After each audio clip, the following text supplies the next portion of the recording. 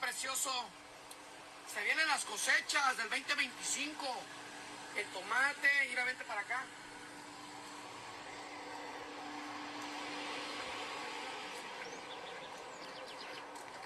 Este es el del tomate. Se viene la cosecha de la almendra. Mire, bien tupidita la almendra. Se viene la cosecha de la cebolla, se viene la cosecha del nectarín, se viene la cosecha de la uva, de la lechuga, del ajo, ¿verdad? Se vienen todas las cosechas. Y también se vienen las deportaciones, también se vienen las redadas. Saben que acaban de aprobar para destinar más recursos, para hacer cárceles para nosotros y para deportar a mucha gente. Así que es muy importante que te prepares. Es tiempo de que te prepares, prepárate con dinero, prepárate con víveres. Por si no vas a tener que salir a trabajar 2-3 días, estés preparado, no vivas al día. Prepárate con un mes de renta, prepárate con bastantes alimentos enlatados. Se vienen tiempos difíciles, ¿verdad? De lo demás, te vamos a tener que mantener informado. Carga tu tarjeta roja. As I sit here drinking my watermelon agua fresca made with a watermelon that was picked by migrant labor here in the United States, I want to talk about two really important things that were discussed in that video.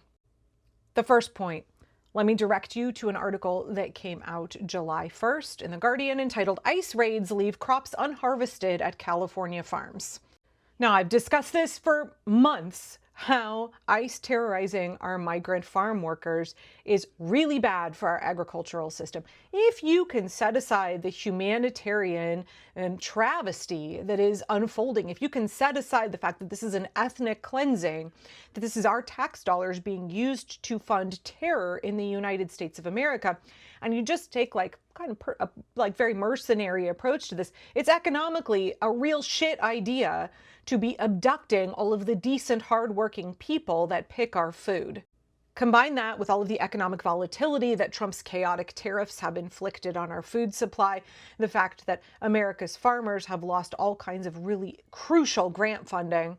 And y'all, we are not more resilient as a people. This is not making America great. It is making our food supply far more insecure. It is making our enjoyment as eaters far more expensive. It is making us more precarious as a nation.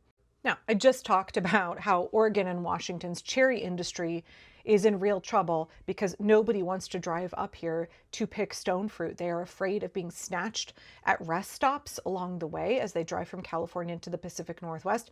They're afraid of being snatched off the ladders out of orchards. Nobody wants to come up here, and it has been called already a labor crisis. That millions and millions of dollars of cherries are rotting on the tree. But it's not just up here. This article interviews a woman who is a 6th-generation farmer in Ventura County, California. And her name is Lisa Tate. And she says, in the fields, I would say 70% of the workers are gone. If 70% of your workforce doesn't show up, 70% of your crop doesn't get picked. It can go bad in one day. Most Americans don't want this work, right? Because we have a long history of We have 200 years of using migrant farm labor on the West Coast, and those workers have been heavily exploited. They are not paid a living wage. They work in very difficult, unsafe conditions. Most Americans don't want to do that work. Trump is not going to find Americans who want to do the work that our migrant farm workers do to feed this nation. And again, we need to have more conversations after we restore democracy about how our farm workers need dignity, respect, a living wage, safe working conditions. Tate goes on to say that most farmers in California are near the breaking point, right? Because Elon Musk and Trump have gutted the programs that keep farmers going. In fact, we saw Republicans try and take a bunch of things out of the farm bill, and the parliamentarian had to say, this is a budget bill. You can't hurt the farm bill in this budget bill. But Republicans are trying. Republicans do not care about farmers. Republicans are a party of fascism. They do not care about farmers, even though a majority of America's farmers got hoodwinked by Donald Trump and the Republicans into believing that the Republican Party is a populist party, a party for the working class, a party for hard-working blue-collar Americans, when really they are a party for the billionaires, the oligarchs, and they are perfectly happy to fuck over all of it. They want to fuck over all of us so the billionaires can get richer. and we can all suffer. I mean, that is what that big, nasty, bloated budget bill that just got signed into law by Trump did, right? It gutted programs that we depend on in order to give billionaires a giant tax break for 10 years. It plunged our country trillions of dollars more into debt to give billionaires a giant tax break. There's no reason anybody should believe that Republicans are a party for the working class. No. Tate goes on to say she fears that what ICE is doing with our immigrant farm workers has created a tipping point where farms all around the country will go bust.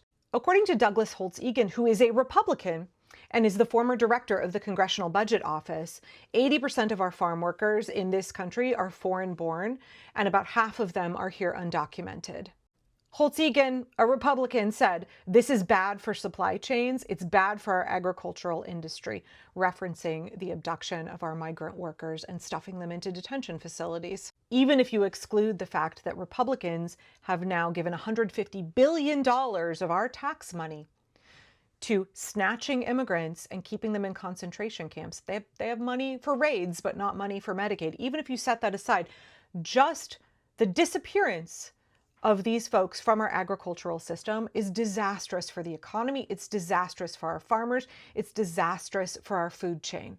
It makes us less stable, less secure, and less prosperous as a nation. It is not making America great in any respect. Now, the second important thing that was discussed in this video, that gentleman was talking to our migrant workers and how they need to prepare for difficult times ahead. They need to be saving and setting aside money for rent. They need to be saving food. They need to be preparing. That is excellent advice, not just for our agricultural workers, but for all of us. It's not just our farm workers that need to be preparing for a general strike. It's everybody in this country who cares about democracy. I know that it's really heavy lifting, but the thing that we all need to be planning for now is a general strike, a withdrawal of our labor from the economy for as long as it takes to get the job done. It's not something that we are all that familiar with in this country. And in fact, the Republicans have done a fantastic job over the last couple decades, eroding the power of our unions, eroding the power of collective labor, making it much more difficult for us to organize for and carry out strikes. I don't have time for a full explanation here, and I've talked about it in the past, but if you want to understand how strikes are incredibly effective, especially against the Trump regime, look at what Sarah Nelson and the flight attendants union did during Trump's first term. Strikes are an incredibly effective way to get your demands met. We know that general strikes are incredibly effective at toppling authoritarian regimes in other countries, but that they take a tremendous amount of organizing, laying the groundwork, and they take united participation. When you call for a strike, you have to know that everybody will be on board, everybody will participate, there won't be any fucking scabs, and that everybody is prepared with the resources that they have conserved ahead of time, with strike funds, with other supports, so that people can stay out for as long as it takes. General strikes where you withdraw your labor from the economy and stay home are actually very safe. You are not having to march in the streets and interact with the American Gestapo known as ICE. You are not risking being brutalized by law enforcement and dragged off, and God knows what will happen to you. You're staying at home. You're having a clear expectation of demands that you want to see, and you are grinding the economy to a halt. I've been calling for a general strike since late January. But I understand that the American people are not ready for one, and we actually have a huge amount of work to do organizing before we're ready to take that step. It is a necessary step, and so I just really want to encourage everybody. It's not just our farm workers that need to be taking that risk and doing that work and making that sacrifice. It's all of us. And if you're like, I don't know where to start, I really want to encourage you to sign up for Indivisible's 1 Million Rising.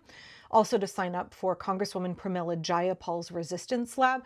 Learn about the effective tools of nonviolent resistance that topple authoritarian regimes. Learn what is required to organize for a strike and why they are so effective.